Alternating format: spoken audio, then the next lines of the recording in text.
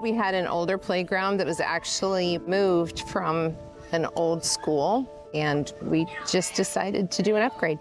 This fairground sits right in the middle of town, so it's not just for Fair Week, it's for the entire town of Reynolds, and everybody can use it. The project has been ongoing for almost a year, and it is totally 100% sponsor and donor made.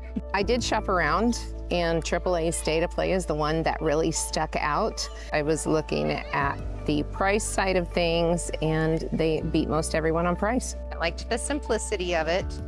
I didn't have to go back and forth to find out the cost. The weather didn't participate kind of like we wanted it to, so it did take a little longer, but Don and his crew were amazing. It's been an absolute hit with the fair.